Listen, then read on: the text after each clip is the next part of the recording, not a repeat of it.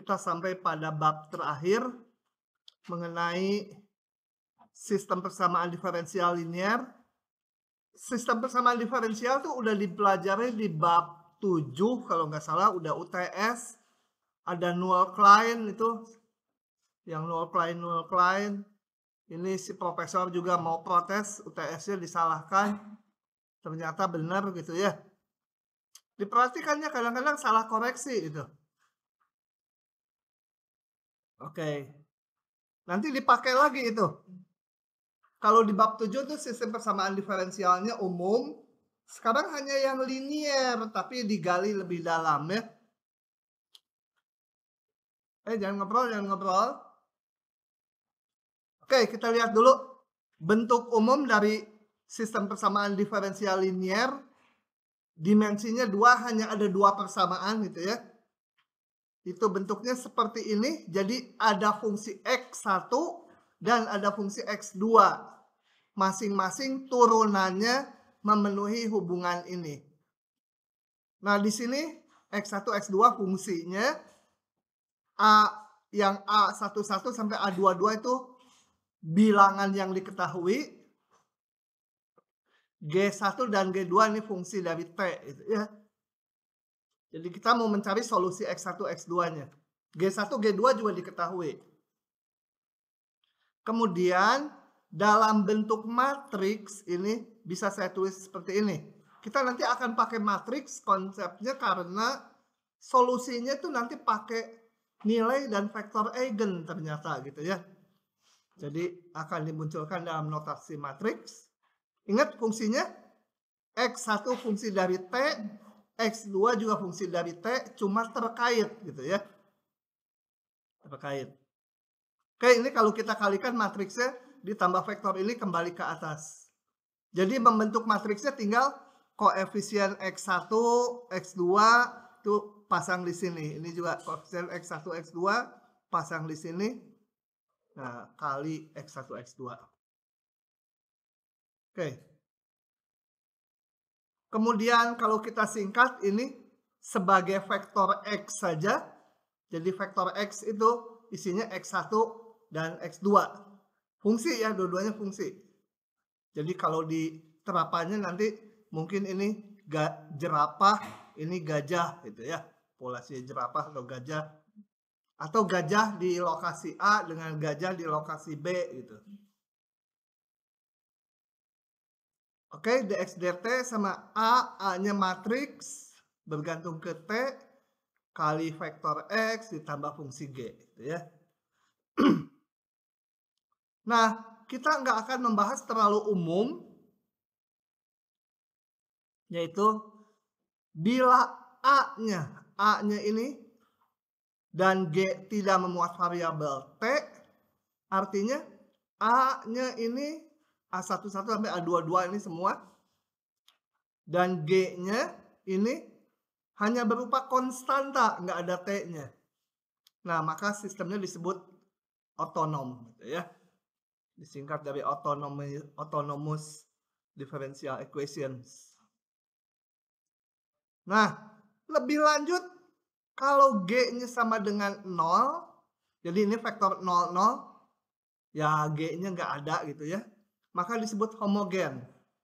Ingat, G itu fungsi yang berdiri sendiri terhadap T, nggak terkait dengan X ini. Kalau ini kan terkait dengan X ini.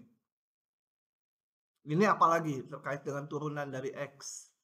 Nah, ini fungsi G yang berdiri sendiri, kalau 0 disebut homogen. Nanti pembicaraannya hanya yang homogen aja gitu ya. Lebih enak lagi, jadi lebih sedikit. Oke.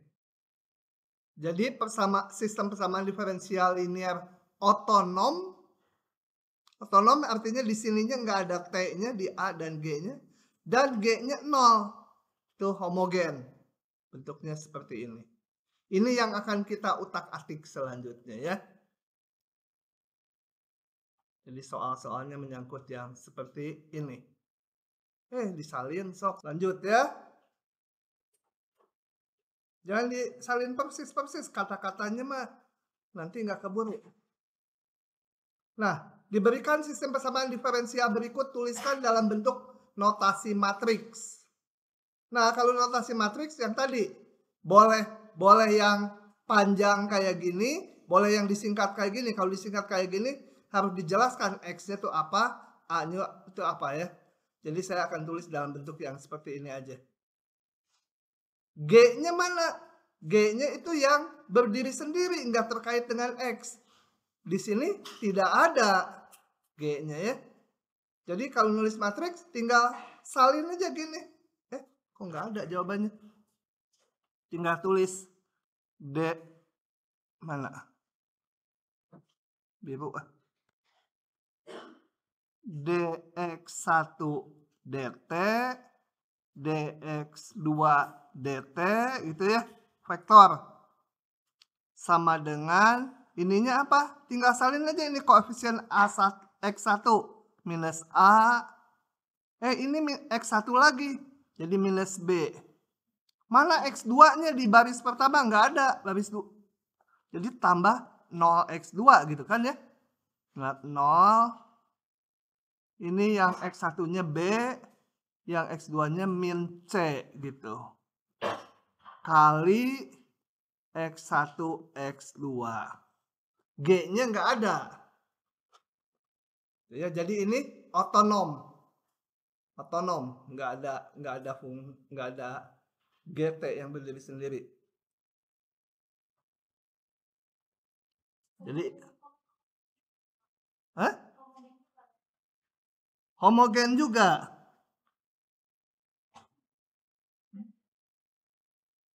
Oh ya, nggak ada G-nya itu homogen. Lebih-lebih dia otonom karena nggak ada T-nya. Yang kedua, udah bisa ya sendiri ya? Oke, yang kedua sendiri aja. Sama, tinggal salin aja. Ini ganti min 1, ininya 2, ininya 3, ininya min 3 gitu ya koefisiennya. Hati-hati suka ketipu gini. Ini X1, ini dianggap X2. Jadi ditulisnya di sini min A, min B. Salah ya. Ini kan dua-duanya koefisien X1. Mungkin harusnya X2, cuma saya salah nyalin aja waktu bikin diktat. Bapak, itu yang di BX2-nya kayaknya Bapak sehabis itu BX1 bukan BX2. Bawah. Oh iya, copy paste sih. Tapi biarin aja, kan boleh sama. Lanjut lagi. Kalau yang kedua, jadi yang kedua mah beda-beda angkanya ya. dt, dx2, dt, gitu yang B ya. Min 1, 2, 3, min 3 kali x1, x2. Boleh juga nulisnya gini, dx vektor dt sama dengan a kali x. Dibilang x-nya mana? X-nya x1, x2. X-nya sama dengan apa? X1, x2. Kemudian ditulis a-nya berapa gitu ya.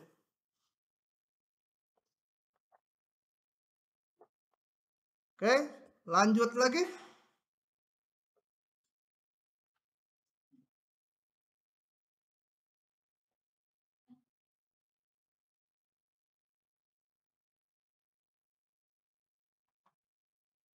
Lanjut ya. Benar Pak, yang tadi saya ngomong X2, benar kan X1 kan jadi B kan baris kali kolom jadi B kali X1. Benar Pak ternyata?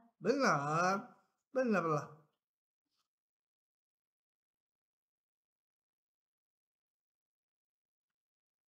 Sudah?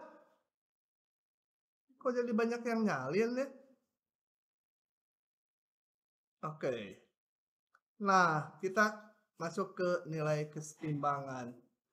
Nilai kesetimbangan itu apa? Dulu udah ya. Setimbang itu artinya nggak berubah lagi si fungsinya. Jadi kalau X1 menyatakan gajah, populasi gajah, X2 populasi kambing gitu.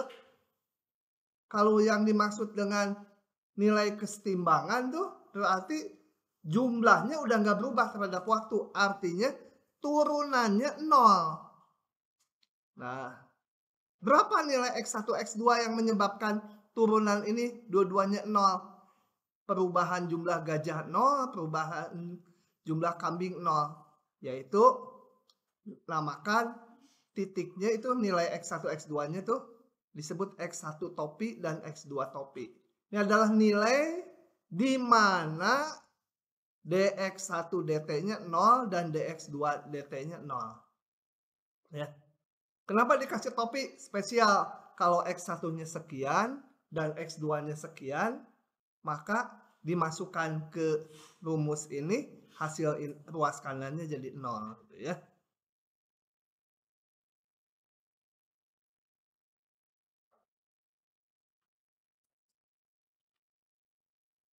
Kenapa AX sama 0? Kan tadi dx dt sama A kali X gitu ya.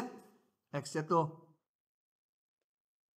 dua komponen X1, X2. Kalau di titik kesetimbangan, ininya kan 0. Sama dengan 0 ya. Vektor 0. Nah, jadi si A kali X ini harus 0 atau ya ininya 0. Ini saya tulis pakai transpose. Kalau nggak mau pakai transpose, tulisnya gini aja ke bawah. Ngirit tempat waktu pengetikan. Nah, titik yang menyebabkan turunan X1 dan turunan X2 itu 0, itu namanya titik kesetimbangan. Berapa nilainya? Kita simbolkan X1 topi dan X2 topi.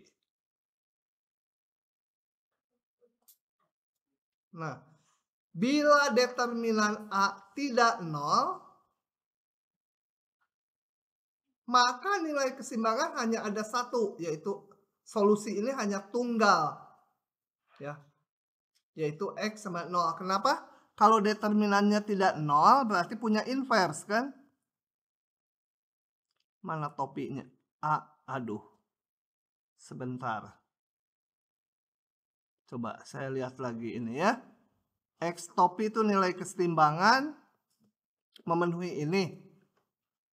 Nah, A-nya punya inverse. Kalau A-nya punya inverse ya. Determinannya tidak 0. Maka saya bisa hitung gini. A inverse kali A X topi sama dengan A inverse kali vektor 0. Nah, ini menjadi matriks satuan kali X topi. Ruas kanan matriks kali vektor 0 ya, hasilnya tetap 0. Jadi saya punya matriks satuan kali X topi ya tetap X topi ya. Matriks satuan tuh kayak unsur 1 kalau dibilang. Gitu. Jadi solusi yang memenuhi AX sama dengan 0 itu hanya X sama dengan 0. Kalau A-nya punya inverse. Atau kalau determinan A-nya tidak 0. Nah, kondisi ini disebut generik. Dan di lanjutnya, kalau determinannya 0, artinya si A nggak punya inverse, solusi ini bisa banyak. Solusi X-nya nggak cuma 0, 0. Nah, itu disebut non-generic. Oke. Untungnya pada masalah biologi, hampir semua permasalahannya bisa generik. Jadi solusinya hanya X sama 0. Dan yang kita bahas hanya itu. Untung.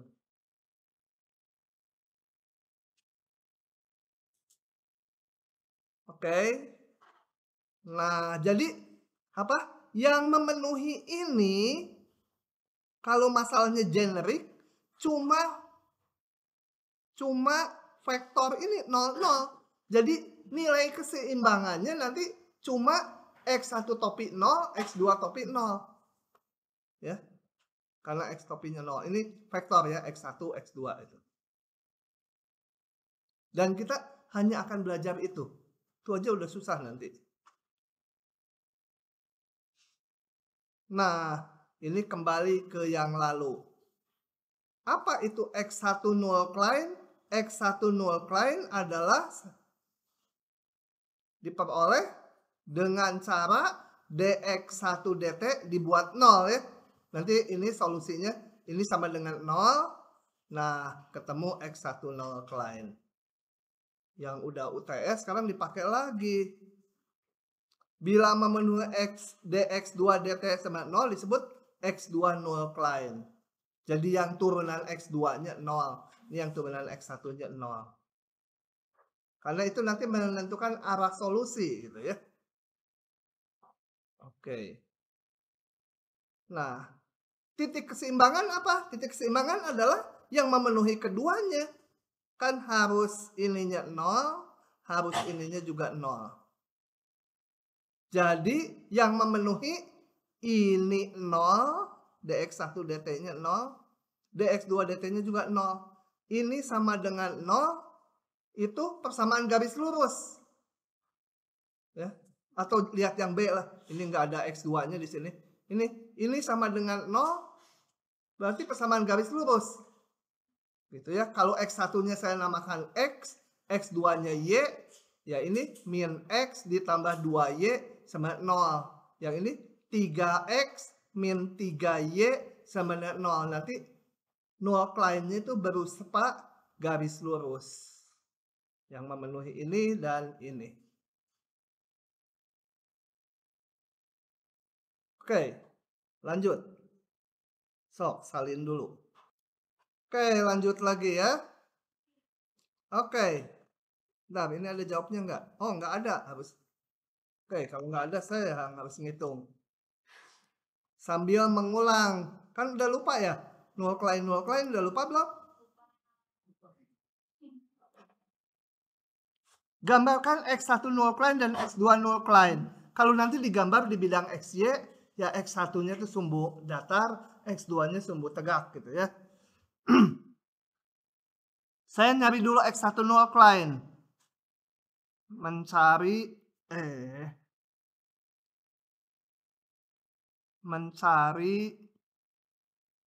apa ini? X1 null client. Itu caranya dx1 dt turunannya sama 0. Sama aja dengan min x1 ditambah 2x2 sama 0. Atau sama aja x2 sama dengan berapa ya? Setengah x1 gitu ya. Boleh juga x1 sama dengan 2x2 boleh. Pokoknya ini kan persamaan garis lurus. Ini mewakili sumbu horizontal, ini mewakili sumbu vertikalnya Y sama setengah X. Oke, kita gambar dulu X1 null client-nya. Kita gambar ini sumbu X1, ini sumbu X2, Y sama dengan setengah X. Kita gambar Y setengah X, gitu aja tuh. Nah, X2 sama dengan setengah X1 itu ya, gradiennya setengah. Mencari X2 null client, caranya dx2 dt dibuat 0 atau diperoleh 3x1 min 3x2 sama 0 atau x1 min x2 sama 0 atau x2 sama dengan x1. Nah, gambar aja X2-nya tegak, X1-nya horizontal, jadi Y sama X ini tuh ya. Y sama X, gambar. Y sama dengan X. Tapi jangan ditulis Y sama X, karena sumbunya X1 dan X2. X2 sama dengan X1. Mana titik kesetimbangannya yang memenuhi keduanya? Jadi titik kesetimbangannya adalah ini. Itu titik kesetimbangan yang tadi namanya X1 topi, apa kalau sebagai vektor X2 topi vektor 0, 0. Selalu kita akan bekerjanya di bab ini 0, 0. Jadi lain kali nggak dicari lagi. Udah pasti 0, 0 gitu. Karena ininya berbentuk linear dua-duanya. Kalau di bab 7 enggak, bisa lengkungan. Karena ini bisa 3x1 min 3x2 kuadrat gitu. Yang ini bisa yang lain, ini bisa min x1 tambah 2 akar x2 gitu ya. Nanti enggak garis lurus. Kalau ini selalu garis lurus. Oh ya, yang biru tadi apa? Ini x1 null Klein. Yang merah x2 null Klein. Ini adalah x2 null Klein. Begitu? Paham? Lanjut lagi. Nah, nilai kesetimbangan X topi, jadi di tadi 0, 0 itu tadi ya. Ininya 0, 0, ketemu potongannya di 0, 0. Disebut stabil lokal jika untuk semua X yang dekat dengan jika untuk semua X yang dekat dengan X topi, maka dengan berjalannya waktu, titik X tersebut mendekati X topi. Aduh, nggak kebayang ya. Kita lihat contoh. Oh, sebentar. Ya, nanti aja. Nanti ya. Lokal global setelah contoh. Ini kembali ke bab 7. Yang pakai gambar panah-panah itu. Stabil atau enggak. Panah ya. Kita lihat. Ini saya contohin. Yang ABC ini bukan sistem. Nanti kita akan belajarnya yang sistem. Ini yang bukan sistem dulu. Untuk memahami stabil lokal dan stabil tak lokal ya. Saya bahas dulu ini. Oh, apa oh? Coba. Jadi untuk mengatakan stabil lokal, stabil global atau enggak stabil, ya harus cari dulu titik kesetimbangannya. Kalau bukan sistem ya sama aja. Turunannya 0 nilai kesetimbangan tuh. Artinya nilai X-nya turunannya 0. Udah nggak berubah gitu ya. dx merah.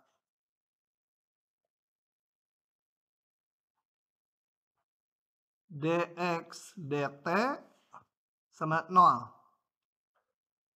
Min x kuadrat tambah 6x min 9 sama 0. Aduh, nggak ada min tuh nggak enak. Kalikan min 1 ke 12. 6x tambah 9 sama 0. Atau x apa? Min berapa ya? 3 kuadrat ya. Gitu. Jadi saya dapat titik kesetimbangan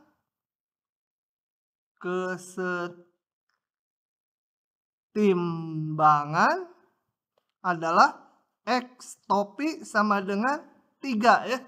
Kembar, biar aja kembar, pokoknya hanya dapat satu nilai. Nah, menguji. Sekarang saya menguji dia stabil atau enggak. Caranya gambar garis bilangan ini dengan ini X-nya dan yang atas dx dt-nya. Ya. Ininya nih.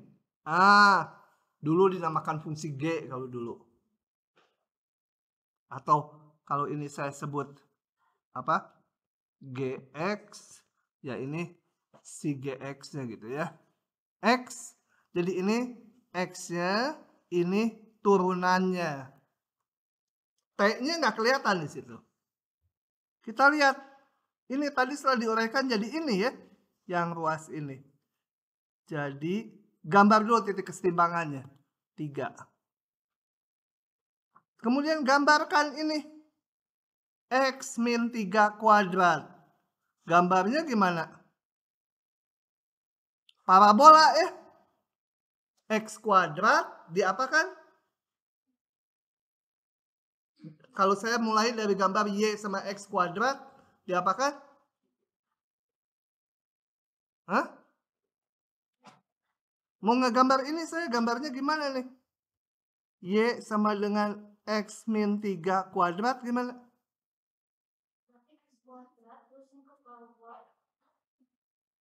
X kuadrat dikebawahkan. Hah? Nah, ini benar. Diapakan? Nah, kalau fx itu sama x kuadrat, maka kalau x min 3 kuadrat itu adalah f x min 3 kan? Digeser 3 ke kanan dari x kuadrat. Push, nanti disalin lagi. Jadi gambarnya ini. Nah, sama dengan x kuadrat yang digeser 2 ke kanan. Ini apa? Gx sama dengan salah, ini ada minusnya ya. Yang aslinya ya, bukan ini ke bawah ya. Salah. Ini mah kan saya udah kaliin min 1, yang asli ini. Jadi sama dengan min dari x min 3 kuadrat. Gitu ya. Nggak simetri. Nah, gitu. Ini grafik dari Gx sama dengan min x kuadrat tambah 6x min 9. Nah, kita lihat. Kalau ininya negatif, ini kan turunannya. Turunannya negatif. Jadi di kiri 3, turunannya negatif. Kalau turunannya negatif, berarti x-nya bertambah berkurang. Berkurang. Dulu pakai panah-panah itu. Jadi saya gambar panah ke kiri gitu ya. Di kanan gimana? Di sini. Ini nilainya negatif juga. Jadi x-nya bergerak ke kiri gitu ya. Nah, maka titik ini nggak stabil. Jadi kalau ada titik x yang dekat sini di kiri kanannya, ya yang di kiri makin menjauh, yang di kanan memang masih makin mendekati. Kalau stabil harus dari kedua arah didekati gitu ya.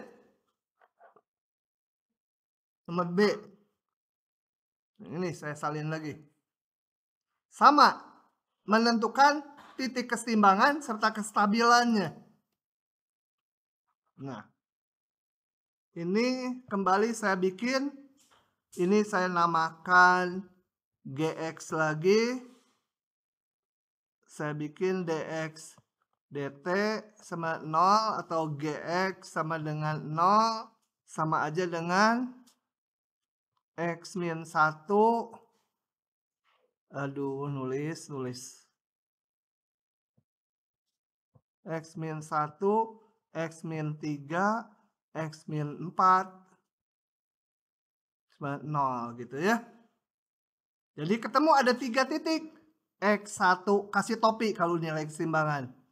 1, X2 topi sama dengan 3, X3 topi sama dengan 4. Gambar lagi ini diagram fasa, ya pokoknya apalah namanya terserah. Kurva fasa. Gambarkan nilai keseimbangannya. 1, 3, 4. Gimana gambar kurvanya ini? Nah, nggak usah direka-reka terlalu jauh gini. Bayangkan pinggir-pinggirnya. Mau ngelihat yang kurang 1 boleh atau yang lebih besar dari 4. Bayangkan yang lebih besar dari 4 aja. Kalau X-nya lebih besar dari 4, ini positif kan? Berarti di kanan 4 dia positif kurvanya. Saya gambar kurvanya. Di kanan 4 harus positif, di 4 dia 0. Di 3 harus 0. Ini positif. Kalau kalian amati di antara 3 4 pasti negatif karena di sini 0. Kecuali akar kembar. Kalau akar kembar ya kayak tadi kuadrat ya. Di sininya ada X min 4 kuadrat gitu kan. Ini di sini positif, di sini mungkin positif. Kalau pangkatnya 1 ya negatif. Ya sebawah apa kita nggak tahu, ini positif lagi, ini negatif lagi. Karena pangkat 1 semua berubah tanda terus. Oh ya, jangan lupa sumbunya. X dan GX atau DX DT. Gambar panahnya sekarang. Panahnya di kanan 4. Gitu, betul? Karena ini apa? Ini grafik turunannya. Turunannya positif, berarti X-nya bertambah ke kanan. Di antara 4 dan 3, negatif, jadi ke sana. Di antara 1 dan 3, positif. Dikurang 1, negatif ke sana. Nah, kita lihat titik yang didekati. Titik sekitar 3. Kalau kita punya X-nya di kanan 3 atau di kiri 3, tapi jangan jauh-jauh dari 3.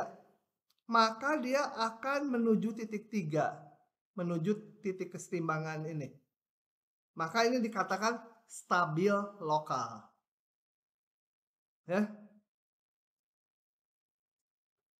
Jadi stabil lokal tuh untuk titik-titik X yang dekat dengan dia, dengan berjalannya waktu, makin dekat ke titik kesetimbangan. Baik di kiri atau kanannya ya. Tapi kalau saya mulainya dari titik ini, nggak mendekati 3 kan? Dia malah lari ke kanan. Maka stabilnya hanya lokal. Kalau yang global tuh mulai dari manapun, menuju ke dia. Gitu ya. Ini kalau saya mulainya dari sini, nggak menuju 3 karena bergeraknya ke sana. Jadi stabilnya hanya lokal. Satu contoh lagi yang global tuh yang ketiga. Dapat nyariin nih contoh tuh. Di bukunya juga nggak ada.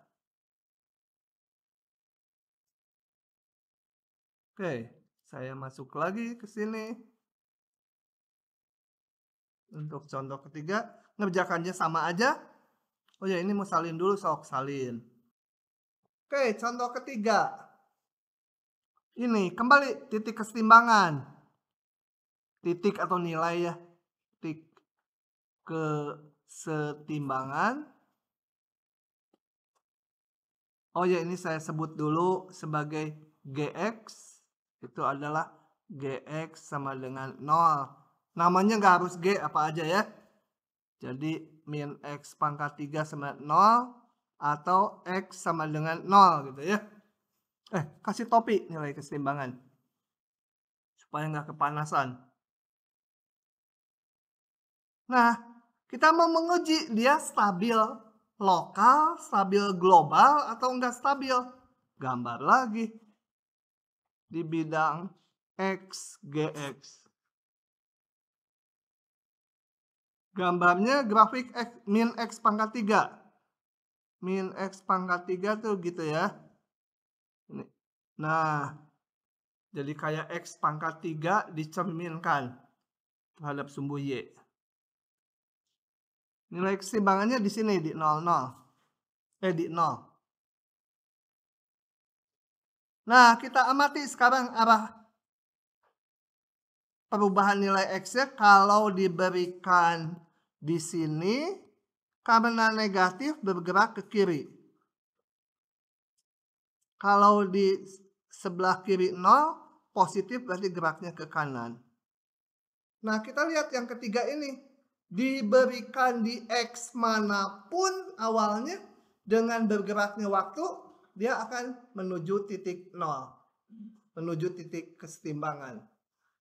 Jadi ini namanya stabil global.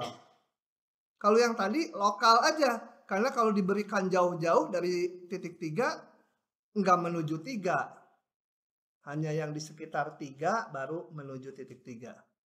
Kalau yang di bawah, berapapun X-nya, nah, dia akan menuju titik kesetimbangannya. Ini stabil global. Apa yang stabil? Ini nilai kesetimbangan ini ya. Stabil global. Yang ini tadi stabil lokal. Yang 4 gimana? Nggak stabil ini. Tidak stabil. Yang 1 tidak stabil juga. Lanjut lagi ya. Oke, jadi stabil global atau stabil lokal udah kerasa ya. Stabil lokal tuh kalau titik-titiknya awalnya dekat dengan titik kesetimbangan, dengan berjalannya waktu mendekati titik kesetimbangan tersebut. Kalau global, awalnya dimanapun menuju ke titik kesetimbangan. Dengan jalannya waktu ya. Kan perubahan X itu karena perubahan waktu. Misalkan nilai kesetimbangan X tapi stabil lokal. Bila sistem persamaan diferensialnya bersifat generik, generik itu tadi apa? Determinan A-nya tidak nol, punya inverse, atau udah nginget-ngingetnya gini aja, kalau generik, maka nilai kesetimbangannya tuh pasti 0,0. Dan di bab ini membahas yang nilai kesetimbangannya cuma 0,0. Gitu ya. Jadi nggak usah dicari kayak contoh-contoh tadi, nanti pasti selalu 0,0. Bila sistem persamaan diferensial bisa generik, maka X topi yang kita temui yaitu titik 0,0 tadi akan stabil global. Kenapa 0,0? Karena nanti sistem yang kita yang akan kita kaji. Kalau ini contoh tadi hanya satu persamaan diferensialnya, tapi nanti yang persamaan diferensialnya 2 itu nilai kesetimbangannya 0,0, 0,0 itu akan stabil. Kalau stabil, stabil global. Yang lokal akan berakibat juga jadi stabil global. Lanjut. Nah, jenis-jenis titik kesetimbangan pada sistem ini, ini mau membahas jenis-jenis kesetimbangan. Nah, pasal berikutnya kita akan melihat macam-macamnya kesetimbangan, jenis kesetimbangan. Nanti dulu ini. Jenisnya yang stabil atau yang nggak stabil mau dilihat gitu ya. Nah, di pasal ini kita belum menghitung, tapi akan diberikan aja fenomenanya. Kalau seperti ini namanya saddle, kalau seperti ini namanya apa, seperti ini namanya apa itu. Di pasal berikutnya lagi baru kita hitung. Nah, titik kesetimbangan selalu 0 ya di bab ini. Itu terjadi karena sistemnya generik. Matriks A-nya punya inverse. Nah, disebut saddle ya saddle kayak saddle kuda itu ya, kayak pelana kuda. Bila face portraitnya, apa itu face portrait? Face portrait itu gambar ini nih.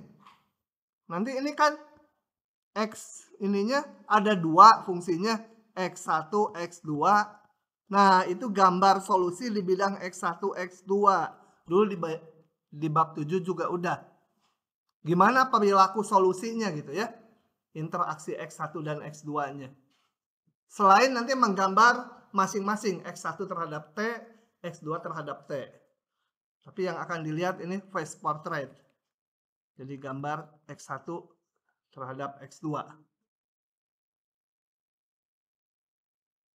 Nah, disebut saddle bisa bila face portraitnya bersifat mendekati nilai kesetimbangan 0,0 dalam hal ini pada satu sisi dan menjauhi nilai kesetimbangan pada sisi lain. Gimana itu? Contohnya ini, kita nggak akan ngitung dulu, nanti di bab berikutnya hitungnya. Oke. Nol kliennya udah bisa ngitung ya. Nol kliennya ini, coba. Nol kliennya gimana sih? Hitung dulu sebentar. Ini X1, X2 sama dengan AX kan? Salah. Luas kirinya turunan gimana sih?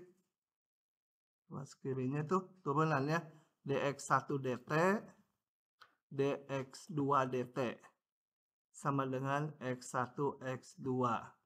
Atau kalau ditulis DX1 DT sama dengan X1 DX2 DT sama dengan apa?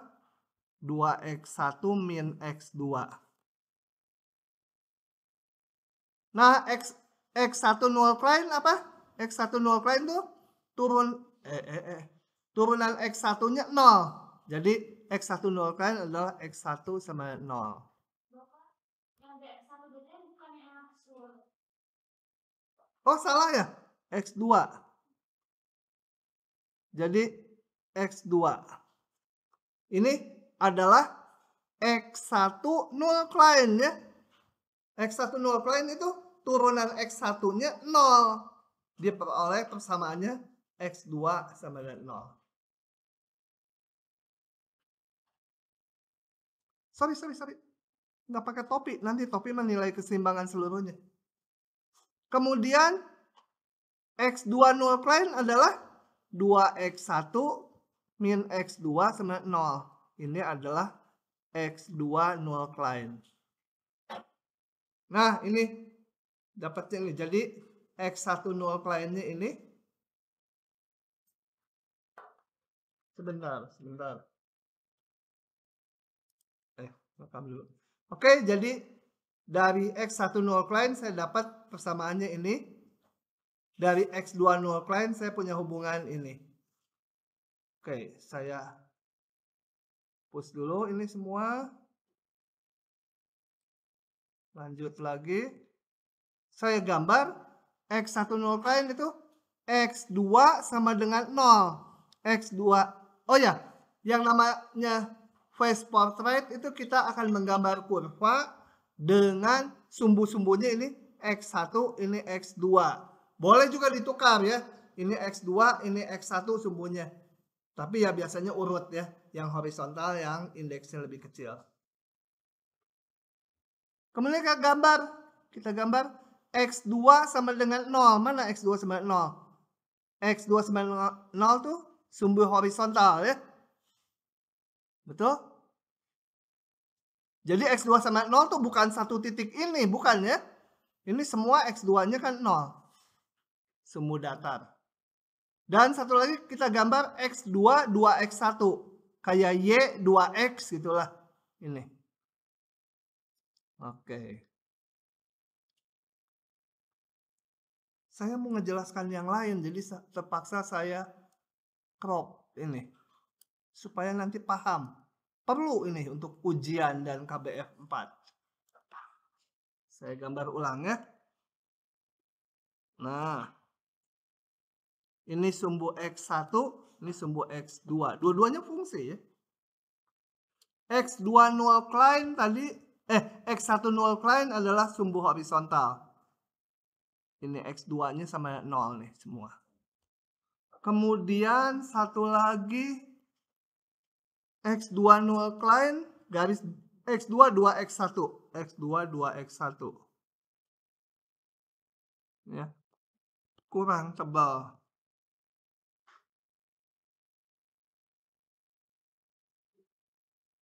Itu namanya X20. Yang ini X10 client. Nah, nanti solusinya, ingat solusinya. Nggak dihitung sekarang ya. Nanti sekarang mah diberikan aja. Nanti di pasal berikutnya kita akan ngitung bentuk solusinya. Tapi yang penting ini diingatkan lagi. Karena menurut saya kalian udah lupa. Solusinya pakai warna ini. Kalau solusinya melewati X1 null client, itu maka X1 null client tuh X1-nya nggak berubah ya. X1 null client itu kan DX1 DT 0, X1-nya nggak berubah, jadi harus tegak. Jadi kalau melewati ini, garis singgungnya harus tegak. Nah, ini harus tegak nih. Karena kalau tegak berarti nilai X1 nggak berubah kan. Kalau grafiknya gini, berarti di sini berubah tuh nilai X1-nya. Kan X1 itu sumbu horizontal, dia berubah, bisa bertambah, bisa berkurang. Tapi kalau tegak, artinya X1-nya konstan gitu ya. Nih, jadi ini harus tegak kalau melewati X1 null client.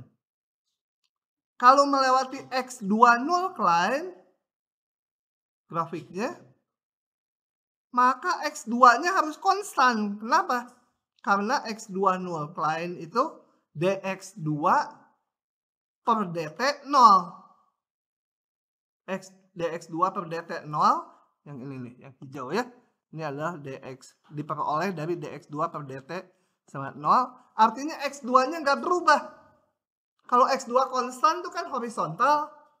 Nah, maka kalau solusinya melewati yang hijau, x2 nullcline, itu nanti garis singgungnya harus mendatar.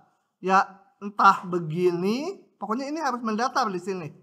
Cuma nggak mendatar. Entah begitu, bisa juga melewati ini begitu ya. Pokoknya di sini harus mendatar garis singgungnya pas di x2 nullcline. Kalau melewati x1 nullcline harus tegak karena x1-nya nggak berubah lagi. Oke, sekarang balik lagi ke sini. Nah, lanjut ya. Nah, kalau matriksnya seperti ini, maka solusinya saat ini diterima aja, udah dihitungkan, akan seperti yang kok nggak bisa digeser ya? Kenapa nggak bisa digeser kamu teh? Udah pakai manual aja. Aduh, duh. Wah, kalau manual susah. Saya mau perbesar karena ada bagian-bagian yang nggak bisa.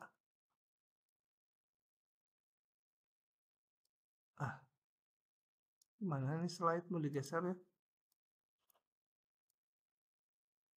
Itu tangan udah keluar, nggak mau geser juga. Ya udahlah, biarin lah, kelihatan juga lah. Oke. Nah, ininya tadi kebanyakan. Ini nanti loncat kalau pakai ini. Udahlah, biar aja gini. Nah, jadi di kurva fasa itu antara X1 dan X2, ini solusinya gini. Kita lihat kalau melalui X2, ini apa? X2 ya, betul. X2 nullcline tadi, dia garis singgungnya selalu ini, horizontal di sini. Karena pas di titik ini, dia horizontal, harus X2-nya konstan. Kalau melalui X1 nullcline, ini semua kurva ini garis singgungnya tegak karena X1-nya konstan di titik itu ya. Di luar titik itu tentunya enggak. Jadi nanti kalau di ujian harus jelas itu. Kenapa panahnya seperti ini, itu terima dulu saat ini. Yang mau dijelaskan sekarang bahwa yang seperti ini disebut saddle, yaitu dari satu segi dia mendekati titik keseimbangan. Titik keseimbangannya itu 0,0 tadi. Setelah itu menjauh gitu ya. Mendekat terus menjauh. Lihat semua itu mendekat ke titik keseimbangan terus menjauh. Mendekat gitu terus menjauh.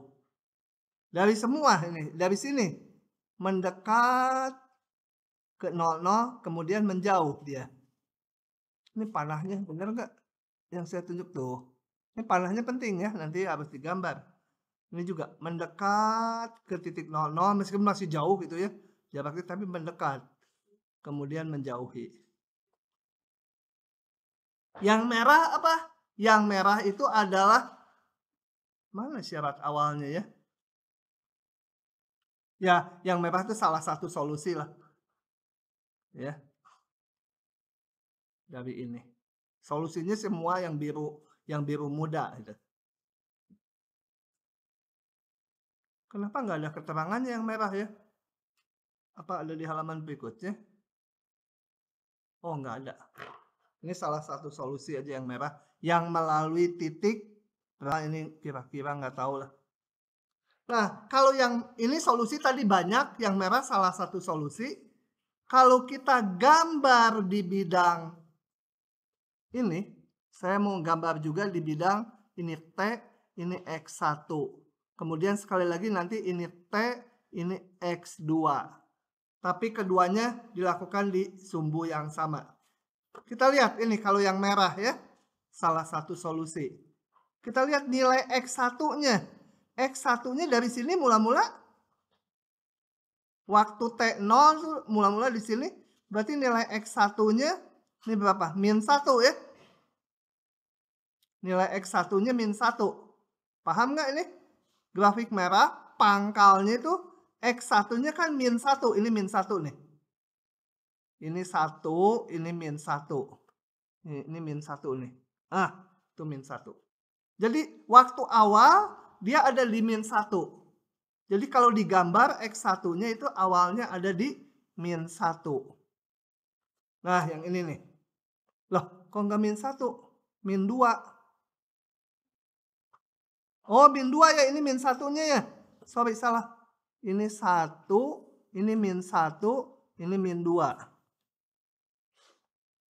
Jadi waktu awal T-nya 0 ada di sini. Berarti X1-nya itu -2. Nih, -1, -2. Kemudian X1-nya bergerak, lihat kalau X1 lihatnya kiri kanan. Kalau ke kanan bertambah, ke kiri berkurang. Jadi ini kurva merah ini kalau dilihat arah horizontalnya bertambah gitu ya. Bertambah sampai sini. Sampai nilai kira-kira berapa? -1,5 mungkin ya. Ini naik -1,5 naik gitu. Kemudian setelah itu dia bergerak ke kiri. Setelah itu menurun. Kualitatif aja ya. Berapa persis angkanya nggak tahu. Tapi dia bergeraknya bertambah. X1-nya lihat horizontal, secara horizontal. Kemudian berkurang. Berkurang terus sampai ke neraka.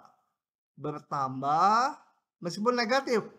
Kemudian berkurang. Yang X2 kita lihat. Yang X2. Yang X2 awalnya berapa? Ini segini. 2 juga ya. Awalnya 2. Yang X2 awalnya 2. Di sini 2. Ini 1, ini 2. Jadi awalnya 2 X2. Lihatnya sekarang vertikal. Kalau X2 lihatnya vertikal karena dia di sub vertikal. Dia menurun terus kan. Sampai sini X2-nya 0. Jadi ini X2-nya. Turun suatu saat dia jadi 0. Setelah jadi 0, turun lagi. Turun. Bahwa ini berdekatan kita nggak tahu ya. Bisa aja turun ini ke sana, yang ini turun ke sini bisa aja. Namanya juga kualitatif. Hanya tahu dia menurun. Paham? Siapa yang udah paham? Beneran itu. Dengan ragu-ragunya, tapi nggak paham gitu ya. Mas Siti paham? Lanjut ya.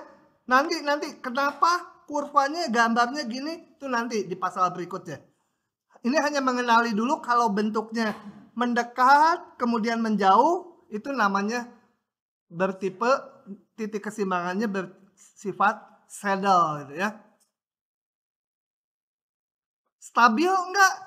Tidak stabil karena mendekat kemudian menjauh. Kalau stabil harus didekati dari sisi manapun. Kemudian ada yang nilai keseimbangannya selalu ini ya. Nilai keseimbangannya selalu 0,0. Kalau tadi sistemnya generik. Disebut nodes itu bila semua phase portraitnya, kurva-kurva solusinya bersifat mendekati titik keseimbangan yaitu 0,0 atau menjauhi. Bisa mendekati, bisa menjauhi. Ada dua macam. Nah, contohnya ini. Kalau matriksnya ini dx1 dt, dx2 dt sama a kali x1 x2, a-nya ini solusinya akan seperti ini. Saya perbesar. Nanti ngitung dah, nggak usah digambar sekarang. Nanti ngitung muncul lagi ini. Bahkan nanti digambar gitu. Nah, ini nodes. Solusi yang dimulai katakan di sini X1-nya berapa lah? X1-nya 1, 2, 3. X1-nya 3, X2-nya 2 itu dari sini. Nanti dengan berjalannya waktu dia akan mendekati titik 0,0. Dari manapun akan mendekati titik 0,0. Ini titik keseimbangannya. Tentu saja ini stabil global ya. Karena X1, X2 yang dimulai dari manapun dengan berjalannya waktu, solusinya itu mendekati titik kesetimbangannya. Stabil global. Nah, ini namanya nodes gitu ya, kalau seperti itu ya. Oke. Ini null line-nya, yang ini X, mana ya? Oh ya, ini X1 null line. Kenapa tahunya dari ini kan? dx1 dt 0. Berarti ini X1 null line. Kalau memotong X1 null line, maka garis singgungnya harus tegak. Ini tegak. Semua yang memotong garis itu tegak. Nih lihat di sini tegak. Di sini tegak. Di sini tegak garis singgungnya terhadap kurvanya. Kalau memotong X2 null line pasti horizontal nih. Horizontal ya. X2 null line. Itu harus kelihatan nanti waktu kamu solusinya. Oke. Kemudian gambar kanan kembali. Ini salah satu solusi. Karena solusinya tuh nanti banyak memuat konstanta. Memuat 2 konstanta. Nah, kalau nanti diberikan syarat awal, katakan X1 saat 0 sama dengan berapa di sini? 2. X2 saat 0 sama dengan X2-nya berapa ya? Min 1. Nah, ini nih, titik ini. Saya dapat angka barisan dari titik ini. Pada saat awal, katakan X1-nya itu bernilai 2, X2-nya bernilai min 1.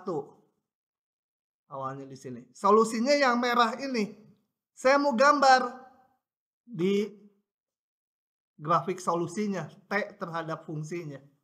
Kita lihat yang ini. Yang X1 menurun terus. Asimptotik ke 0 yang X1. Jadi yang X1 mulainya tadi 2. Nih, grafik X1 mulainya 2 terhadap waktu sekarang nih.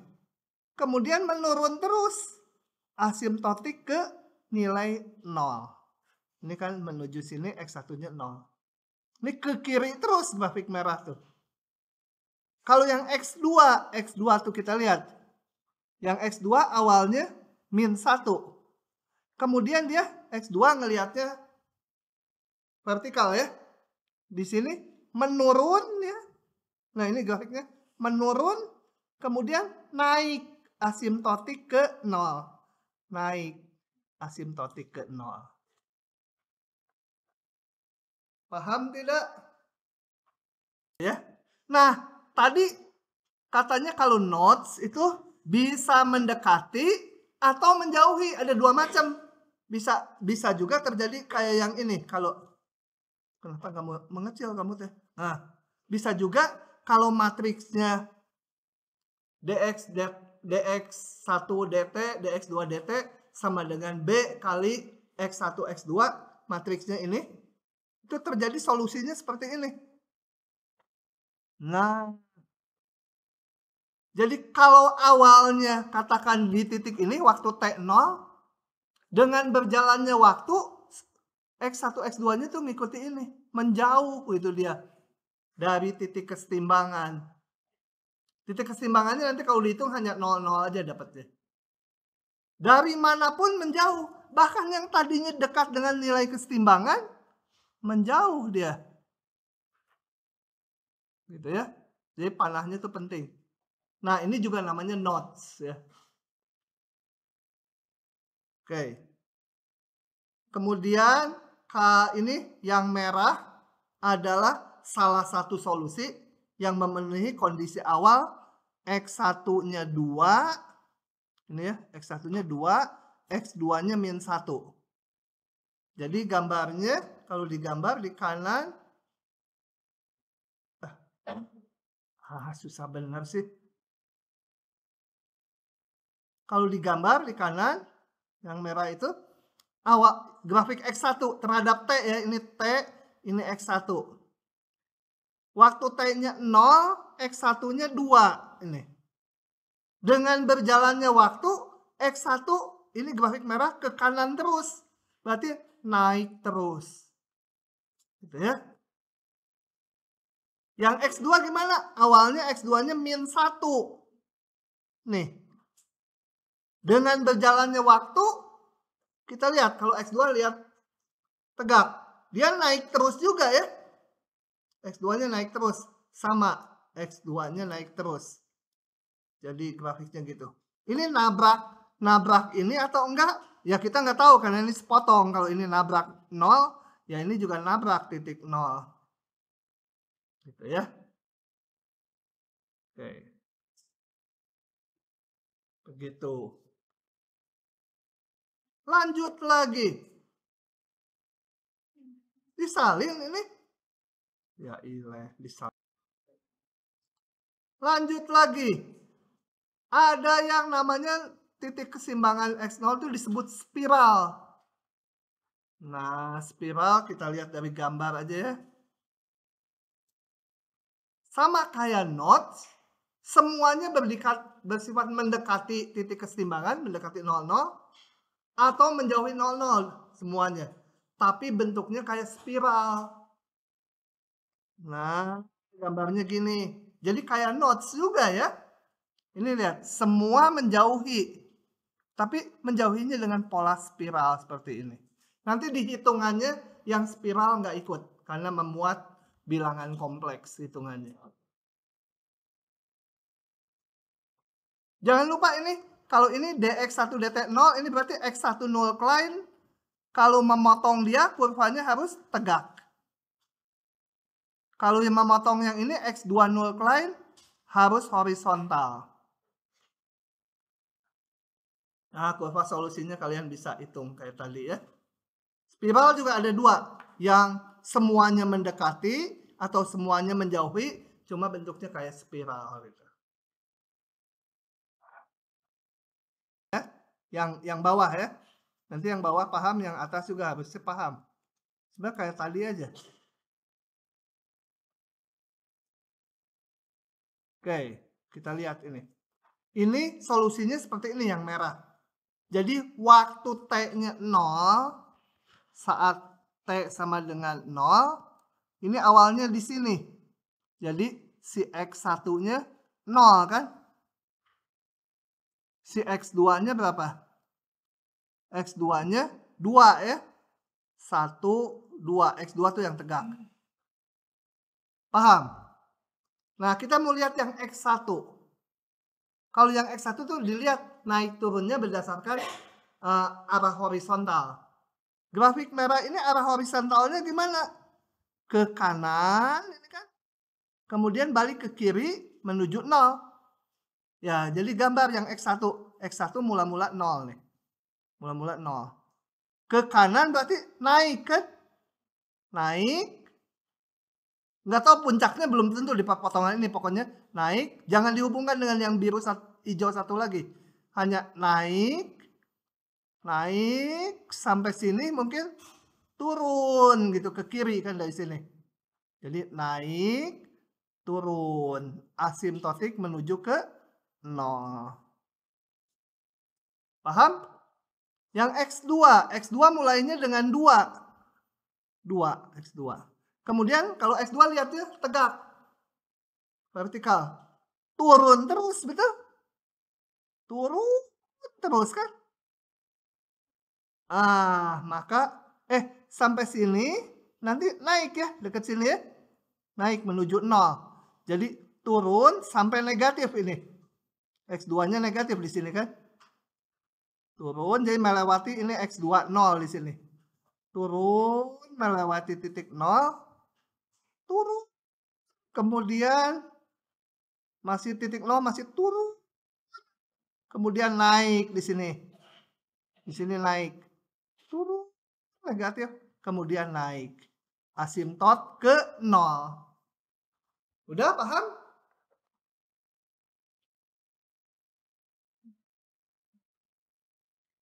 Lanjut lagi. Nah, sekarang mau menghitung solusinya ya. Tadi kan baru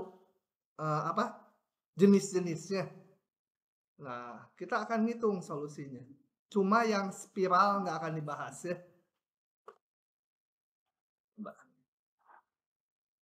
Sistem persamaan diferensial. Oke, ini nama aja. Sebuah sistem persamaan diferensial itu disebut masalah nilai awal bila diberikan syarat awal. Jadi waktu T-nya 0 gitu misalkan, si X1 sekian, X2 sekian. Kalau di sini kayak kurva yang merah ini. Salah satu solusi ya yang memenuhi kondisi tertentu. Itu disebut syarat awal. Tapi intinya mah persamaan diferensial ini aja dulu. Nah, vektor X disebut solusi dari masalah nilai awal bila vektor tersebut memenuhi persamaan ini. Artinya kalau disubstitusikan ke persamaannya, ruas kiri dan kanan betul sama. Itu ya, jelas solusi. Masalah nilai awal ini selalu mempunyai solusi tunggal dan berlaku untuk semua. Jadi solusinya tunggal, udahlah itu nggak terlalu penting. Solusinya tunggal artinya kalau si A ngitung, si B ngitung, dengan cara apapun solusinya ketemu yang sama, gitu ya. Oke, nggak usah catat ini, lewat saja. Nah, contoh yang sangat sederhana dulu. Ini kuliah mikir nih bab ini loh. Diberikan masalah nilai awal ini. Enak, ini X1 dan X2-nya independen, nggak saling bergantung. Sebenarnya bisa diselesaikan sendiri-sendiri gitu ya. Nanti baru yang di halaman berikutnya yang saling bergantungan. Ini kan X1 hanya bergantung ke X1, fungsi X2 hanya bergantung ke X2 aja turunannya tuh. Ini syarat awalnya. Oke, ini kan kalian udah tahu solusinya. Ya, kalau saya punya DY, DE, DT sama dengan min apa? Y, solusinya apa? DY dibagi Y sama dengan min DT. Ini ln Y sama dengan min T tambah konstanta. Jadi Y-nya fungsi eksponen gitu ya. Dari sini lanjutkan Y-nya sama dengan eksponen. Ini. Pakai pemisahan variabel, integralkan, ketemu. Dengan C1, C2-nya konstanta. Yang ini didapat dari solusi yang ini solusi yang ini. Paham nggak, Mas Siti? Enggak, itu. Kalau enggak nanti saya jalanin. Aku masih nggak paham kenapa yang dari Y sama dengan T jadi kayak gitu. Yang mana ini? Jadinya kan ln Y sama dengan T tambah C. Oke. Dari sini dulu ya. Atau mau yang ini juga sama aja. Yang ini. Salah satu aja sama aja ya. Saya hitung di sini.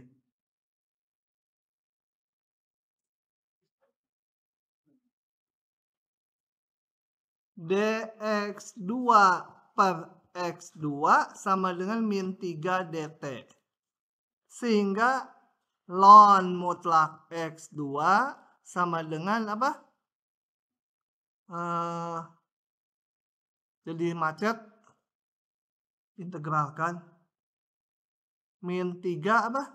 T tambah C gitu ya. Saya sebut C2 lah. Karena ini untuk yang kedua sebenarnya. Mau D juga boleh.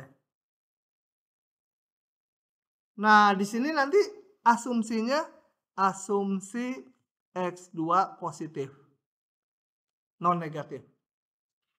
Ya positif karena ln 0 juga nggak boleh. Jadi ln X2 sama dengan min 3T tambah, jangan C2 lah. Yang lain lah. P gitu ya. P-nya konstanta. Supaya keluar X2 dia apakan? Di E pangkatkan kan? Ln X2 sama dengan E pangkat min 3T tambah P. Gitu kan? X2 sama dengan E pangkat P kali E pangkat min 3T, gitu. X2 ini saya sebut sebagai konstan, ini P konstanta, E pangkat P ya sebut aja konstanta 2. Gitu ya. P konstanta, E pangkat P ya konstanta. Nah, di slide-nya disebut C2. Nah, ini sama ya? Sama, udah. Paham? Sok, ada. Oke, lanjut ya.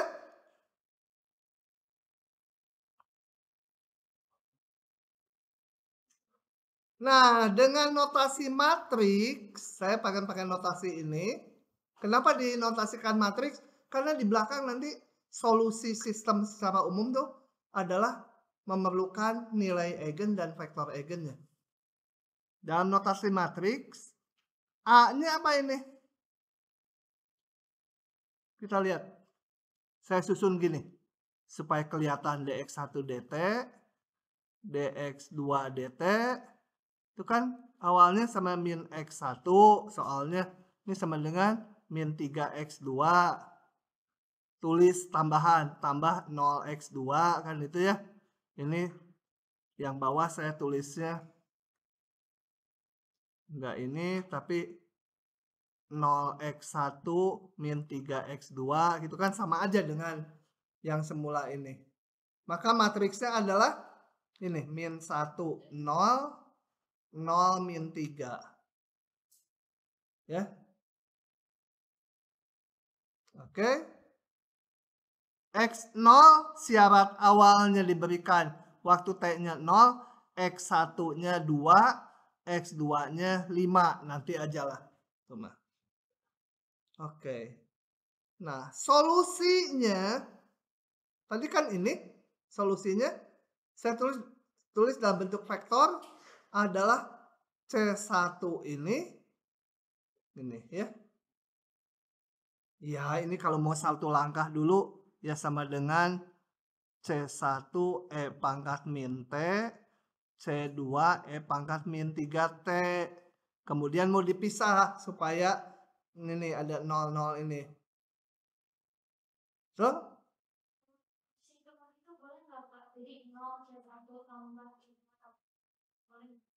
Hah?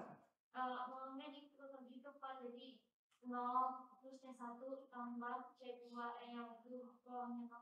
Aduh, nggak kebayang. Kebayang yang diomong dia.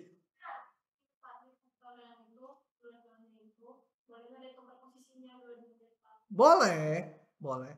Ya ini saya hanya ngurutkan aja yang ada yang X1 ya ditulis X1 duluan, X2 duluan. Boleh. Penjumlahan komutatif. Oke. Sama dengan, nah ini kenapa diginikan? Karena nanti ini jadi nilai eigen, ini jadi vektor eigen nanti di belakang tuh. Jadi kok yang udah simpel cuma gini, kok diutik jadi gini gitu ya. Karena ada maksudnya nanti di belakang. Karena nanti yang diketahui itu A-nya, kita nyari vektor eigennya, nyari nilai eigennya, tinggal dimasukkan kayak gini nanti solusinya. Ini vektor eigen yang di atas, min 1, min 3 tuh, ini nilai eigen, ini vektor-vektor eigennya nanti. Ini baru ilustrasi yang sederhana aja. Kan secara umum ini ada X2-nya, ini ada X1-nya. Oke. Nah ini hati-hati, udah gak usah disebut malah jadi bingung nanti. Bingungin. Tuh ya. Oke. Jadi solusi X1 itu yang ini, X2 yang ini gitu ya. Jadi yang ini pengen ditulis sebagai vektor, itu tujuannya sebenarnya. Oke. Loh ya, ini saya namakan konstantanya mah nggak nanti aja, tinggal ceplok. Karena itu nanti kalau dihitung untuk yang umum, persamaan diferensial yang umum, itu nanti ini jadi nilai eigen, ini nilai eigen, ini vektor eigen, ini vektor eigen. Sekarang belum nyampe ke situ. Ini karena sederhana bisa dihitung dengan pemisahan variabel biasa. Nah, ini dibaca lagi nanti sama mahasiswa. Jangan dibaca ini. Bingungin nih. Tunjukkan X1 dan X2 masing-masing solusi dari ini. Oke. Saya bawa ke sini. Apa ya yang harus di crop ya? Semuanya aja. Soalnya saya perlu nulis kan. Saya bawa ke sini, jadi kalian nyalinnya lihat di sini juga bisa. Aduh, kegedean.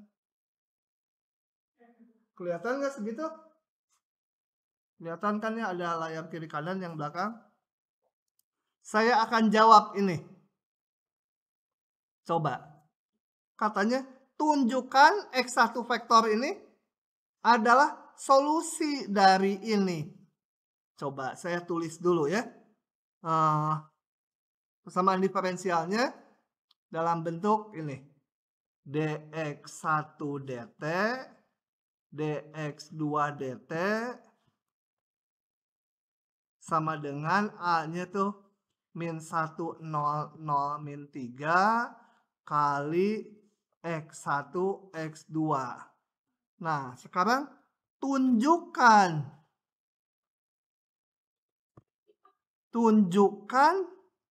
X1T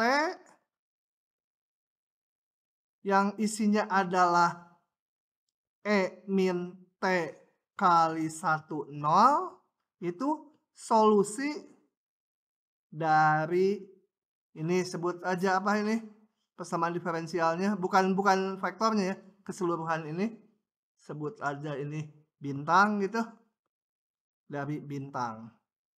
Kalau solusi berarti tinggal disubstitusikan X1-nya. Oh ya, sorry. Ini saya tulisnya sebagai X1, X2 ya, vektor ya. Ini apa? X1 ini kenapa ada hati-hati itu saya tulis ini X1 yang vektor itu isinya 2 komponen vektor tuh, si komponen X1 dan X2. Ya memang di sini komponen X2-nya 0 gitu ya. Kan kalau dikaliin ini 0. Takutnya bingung, ini X1, ini X1. Ini mah pakai panah itu ya. Mungkin lagi cari pacar gitu. Panahnya, pakai panah hati. Nah, ini pokoknya kalau panah artinya dia ada 2 komponen. Gitu ya. Oke. Bagaimana menunjukkan solusi? Ya hitung aja ruas kirinya berapa, hitung ruas kanannya berapa. Ya. Coba ruas kirinya. Ini apa? Saya kasih warna dulu biru aja. Untuk ngerujuk. Biru. Ya. Nah, dari ini sebut aja apa ya? Bintang 2 itu. Bintang 2 maka dx1 dt, dx2 dt. Kan kalau mau menunjukkan solusi, ruas kiri dan ruas kanan harus sama. Saya hitung ruas kirinya dulu, baru hitung ruas kanannya. Sama dengan apa? Ini turunin. E pangkat min T jadi apa? Min E pangkat min T gitu ya. Kali vektor 1, 0. Tuh. Ini E pangkat min T turunannya adalah E pangkat itu turunannya tetap kali turunan atasnya. Tuh, gak lupa yang gini. Pelajaran SD.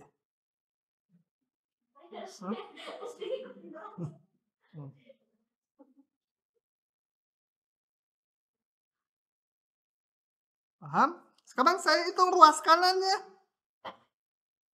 A kali X1, X2 min 1, 0, 0 min 3 dikalikan X1, X2-nya apa? Ini. Saya kalikan E min T dan 0 ya. Ini saya masukkan. Atau E min T-nya kedepankan juga boleh. Kali 1, 0 gitu. Saya hitung menjadi min E min T tambah 0 terus ini 0 kali itu 0 ya. Sama kan? Sama. Jadi memenuhi ini. Jadi si biru ini adalah solusi bintang 1.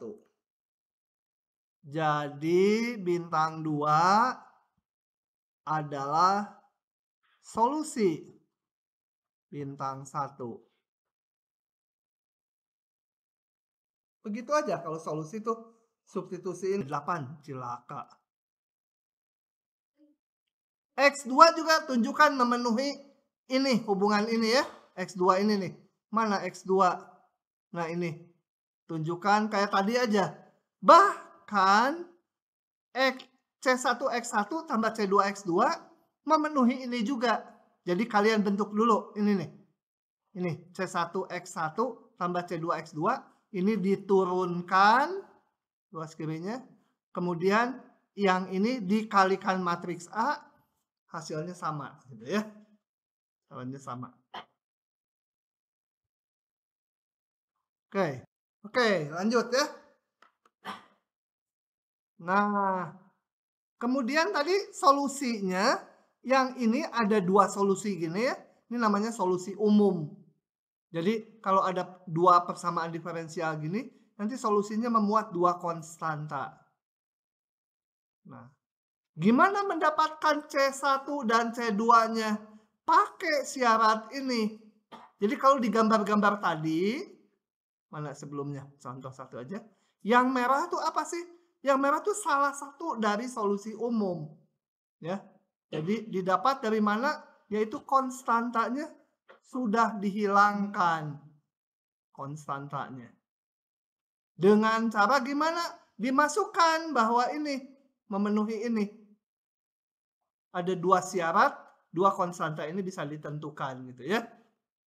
Nanti kalau dihitung konstantanya 2 dan 5. Nanti aja kalau udah dihitungannya lah. Ya. Oh ya, kalau mau dihitung sekarang ini tadi solusi umumnya ini ya C1 X1 C2 X2 ini dijumlah sama dengan waktu T-nya 0, saya masukkan T-nya 0 itu yang atas nilainya 2, yang X1-nya, yang X2-nya 5. Dari situ nanti ketemu C1 C2-nya, kalikan C1 yang atas kalikan sama dengan 2, yang bawah kalikan dan jumlahkan sama dengan 5, ketemu. Oke. Jadi solusinya ini. Oke.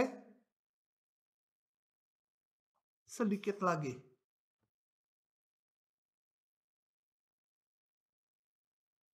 Nah, solusinya saya mau gambarkan.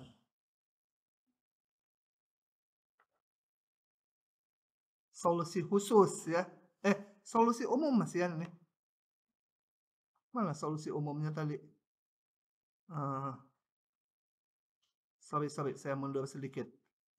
Kurva solusinya saya mau gambar ini. Gambarnya di bidang fasa gimana itu ya. Aduh, pusingnya. Nah, yang ini nggak usah dilihat yang tengahnya. Langsung ke ini, solusinya. Ini juga saya tulisnya sebagai X1, udah benar sih, sama dengan X1, X2. Nah, mau digambar. di bidang fasa. Jadi bidang ini X1, ini X2. Ya. Coba kita lihat gambarnya. Ini saya ubah lagi menjadi satukan C1E min T, C2E min 3T ya. Kalau mau digambar saya satukan ini. Itu sama X1, X2. Kita lihat. Kalau awalnya ada di titik ini, gitu ya. Mulainya X1, X2-nya nggak tahu berapa. Dengan berjalannya waktu, si X1 membesar atau mengecil?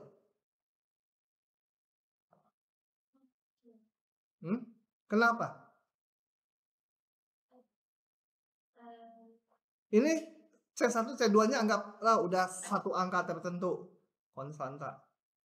Dengan berjalannya waktu ini mengecil membesar. T-nya makin besar, ini akan makin kecil kan? 1 per E pangkat T ya. Ini C1 per E pangkat T. Dengan membesarnya nilai T, ini makin kecil kan? Berarti X1-nya nanti akan mengecil. X2-nya mengecil juga. Nah, dua-duanya mengecil. Kalau dua-duanya mengecil, bisa kurvanya seperti ini. Ini kan pokoknya ke kiri dan ke bawah bisa seperti itu. Bisa seperti itu, betul? Ya. Nah, yang mana? Kita lihat mengecilnya si X2 lebih cepat atau lebih lambat dari X1? Dua-duanya mengecil. X2-nya mengecil lebih cepat ya. Nah, kalau grafiknya kayak gini, cepat mana X1 sama X2 mengecilnya? Cepetan X2 ya. Nah, tanya dia kalau yang nggak paham. Berarti yang cocok yang ini. Yang ini nggak cocok. Kalau yang atas itu dua-duanya mengecil, tapi yang X1 lebih cepat mengecilnya. Kalau ini X2 lebih cepat. Kemudian, kalau T-nya menuju tak hingga berapa? 0 kan? E pangkat min tak hingga 0. E pangkat min 3 tak hingga 0. Menuju ke 0. Nah, kurvanya. Kalau dimulai dari sini, nanti akan ke gambar juga gitu. Dari sini akan ke gambar solusinya gitu. Dari sini akan ke gambar, ya kalau boleh negatif ya boleh aja. Kalau nanti udah populasi kita hanya ngelihat yang positif dua-duanya. Jadi kumpulan kurva solusinya seperti itu. Kurva solusinya.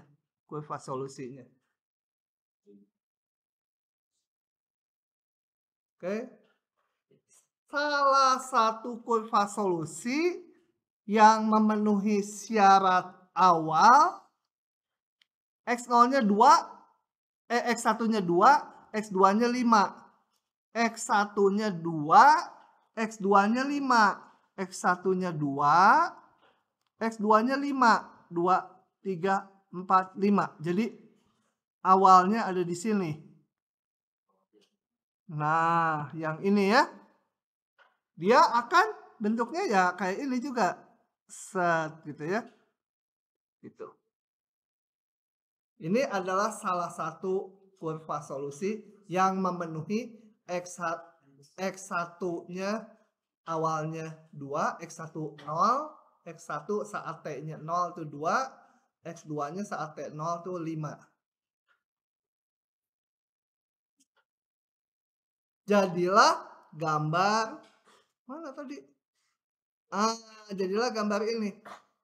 Panahnya ke dalam ya, karena E pangkat minus. Gitu. Yang ini sebenarnya nggak terlalu perlu lah.